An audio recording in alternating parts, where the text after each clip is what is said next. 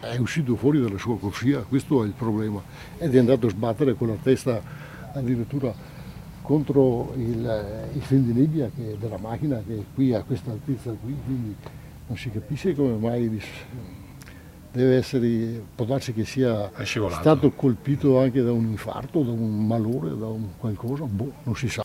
Le parole di un residente che è subito accorso per aiutare il ciclista. Una tragedia che si è consumata lungo via Madeanna a Guia, poco prima delle 10:30. Una strada questa frequentata dagli amanti delle due ruote, soprattutto durante il fine settimana. Ed oggi Massimiliano Baro, 40 anni, di Maserata, aveva deciso di fare un giro tra le colline del Prosecco. Probabilmente stava rientrando quando in curva è forse scivolato, finendo contro la macchina di una coppia di bellunesi. Il ciclista scendeva giù da Combai e qui un'altra auto risaliva dalla sua corsia e questo qui ha perso il controllo del mezzo ed è andato a sbattere prima per terra e poi addirittura contro la macchina. Sul posto sono arrivati gli uomini del suo M118 che hanno tentato l'impossibile per strappare il quarantenne dalla morte, ma Massimiliano non ce l'ha fatta, troppo gravi le ferite riportate. La dinamica del drammatico incidente al vaglio della polizia stradale.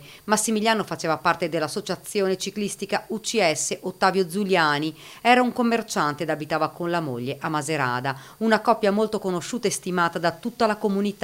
Lui e la moglie organizzavano le feste per gli anniversari dei matrimoni. Era una bravissima persona, ci dicono, da sempre amante della bicicletta con la quale correva ogni settimana. Questa strada è tristemente nota per gli incidenti. Pochi anni fa un altro sinistro, un motociclista finì contro una corriera, morendo sul colpo. La notizia della morte di Massimiliano ha raggiunto subito la parrocchia ed i cittadini, lasciando la comunità sotto shock.